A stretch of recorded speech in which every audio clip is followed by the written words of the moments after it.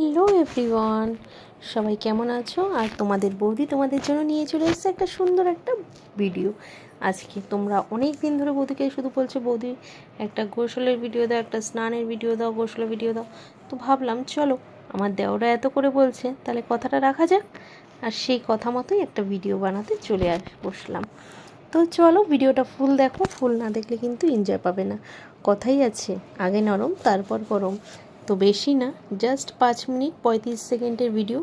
তো একটু মনোযোগ দিয়ে 5 মিনিট 35 সেকেন্ড দেখো, আশা করছি তোমাদের ভালো লাগবে। আর তোমাদের যেহেতু মন মতন ভিডিও, তো welcome back to my channel সোনা বঙ্কু লাইফস্টাইল। আশা করি সবাই ভালো আছো আর আমার ভিডিওটা ফুল এনজয় করো, দেখে ফুল ভিডিওটা দেখে কেউ কিন্তু স্কিপ করো না। স্কিপ করলে কিন্তু কিচ্ছু বুঝতে পারবে না আর কিছু ভালোও লাগবে না।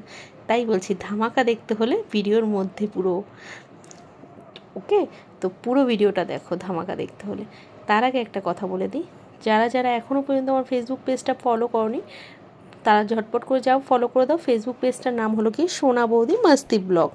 আর ইনস্টাগ্রাম পেজটা যারা ফলো করনি আর সাবস্ক্রাইবেশন নাওনি, তারা ঝটপট করে নাও, তো সাবস্ক্রাইবেশন নিয়ে নাও।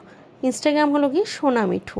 আর সাবস্ক্রাইবেশন নিলে সুন্দর সুন্দর সাবস্ক্রাইবেশনে লাইভ আসে, সেই লাইভগুলো দেখতে পারবে তোমরা, যেটা আমি নর্মালে আসি না।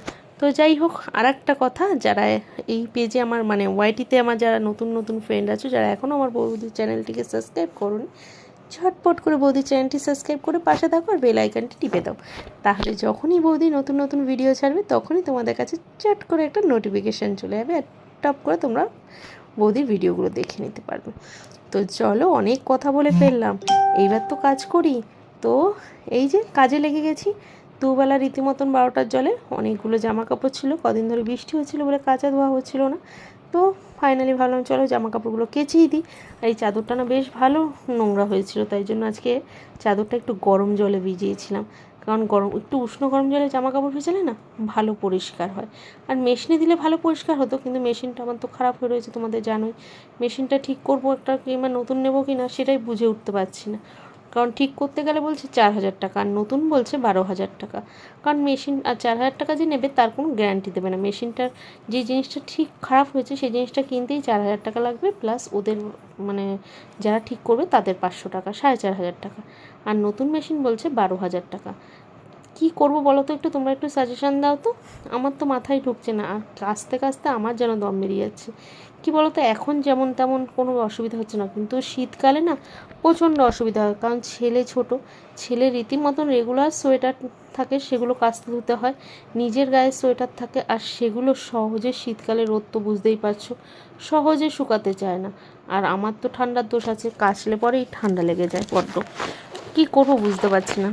ভাবছি অল্প অল্প করে কিছু টাকা জমিয়ে একটা লোন পাওয়ারও কথা আছে। মানে আমরা যেই গোষ্ঠীর লোন, গোষ্ঠীর বই করি না, সেই গোষ্ঠীর বই থেকে একটা লোন পাওয়ার কথা আছে 10,000 টাকার মতো। ভাবছি ওই লোনটা পেলে একটা 2,000 টাকা মিশিয়ে একটা নতুন একটা ওয়াশিং মেশিন নিয়ে নেবো। কি বলো তো, তোমরা সাজেশান দাও তো, মানে ঠিক কি না একটু বলো। হ্যাঁ, না কি পুরোনোটা ঠিক করলেই চলবে সেটা বলো। কারণ পুরোনোটা আমার গ্যারান্টি দিচ্ছে না। ওরা যদি আমাকে মিনিমাম যদি অন্তত 1 বছরেরও গ্যারান্টি দিত, তাহলেও আমার কোনো অসুবিধা ছিল না। কিন্তু ওরা বলছে বৌদি আজকে নিয়ে হতে পারে হয়তো তোমার 1 বছর, কেন 5 বছর যেতে পারে, আবার হতে পারে তোমার 5 দিনও না যেতে পারে। আমরা কিন্তু কোনো রকম গ্যারান্টি দিতে পারছি না। এবার বলো, গ্যারান্টি ছাড়া কী করে এতগুলো টাকার জিনিসগুলো। এবার ওরা কিন্তু আমাকে সাজেশান দিচ্ছে যে তুমি 4,500 টাকা দিয়ে মেশিন না সারাই করে আর কটা কষ্ট করে আর কটা পয়সা দিয়ে নতুন মেশিন কিনে নাও। এই মেশিনটা কিন্তু আমার অনেক দিন সঙ্গ দিল, জানো তো। আমার ছেলে হওয়ার পর এটা মা দিয়েছিল আমাকে। তো সেখান থেকে এত বছর কাটলো, মানে 6 বছর পাক্কা। আমার ছেলে তো 6+, তো 6 ইয়ার্স হয়ে গেল আমার ছেলে রীতিমতন এত বছর দিল সার্ভিস। কিন্তু এখন না খুব ডিস্টার্ব করছে, কি করি বুঝতে পারছি না। তো তোমরা একটু সাজেশান দিও, তাহলে বেশ ভালো লাগবে। তো যাই হোক, এত গরম পড়েছে না, অসম্ভব গরম পড়েছে। গরমে মানে ভাল লাগছে না কিচ্ছু, বিশ্বাস করো। ওই জন্য না শেষে গায়ে জল ঢেলেই নিলাম শেষ পর্যন্ত।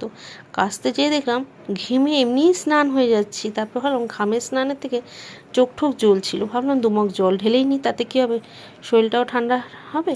আর যাই হোক, কাজটা করতেও ভাল লাগবে। তো আর দেখতে পাচ্ছ আমার ঘরটা কেমন আধা আধি হয়ে পড়ে রয়েছে, কোন দিকে এগোবো বুঝতে পারছি না। একবার ভাবছি জিনিস কিনবো, আবার ভাবছি জিনিস কিনতে গেলে তো ঘরটা না ঠিক করলে ঘরটারও বা কী অবস্থা হয়েছে, কোন দিকে যাব বুঝতে পারছি না। তোমরা একটু হেল্প করো বৌদিকে, তাড়াতাড়ি করে বৌদিকে অনেক অনেক সাপোর্ট করো। হেল্প মানে কি, আমি তোমাদের কাছে পয়সা চাইছি না, তোমরা বৌদিকে অনেক অনেক ভালোবাসা দাও, তাহলেই হবে।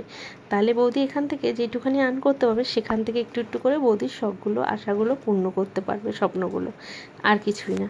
তো চলো, ভিডিওটা যদি ভালো লেগে থাকে অবশ্যই একটা লাইক কমেন্ট শেয়ার আর চ্যানেলটি সাবস্ক্রাইব করে পাশে থেকো, ঠিক আছে? আরেকবারও বলে দিলাম। তো টাটা, নেক্সট ভিডিওর জন্য ওয়েট করো। আর আশা করছি নেক্সট ভিডিওটা তোমাদের আরও বেশি ভালো লাগবে, আরও বেশি অনেক অনেক পছন্দ হবে। তো bye bye, see you, next day আবার দেখা হচ্ছে তোমাদের সাথে।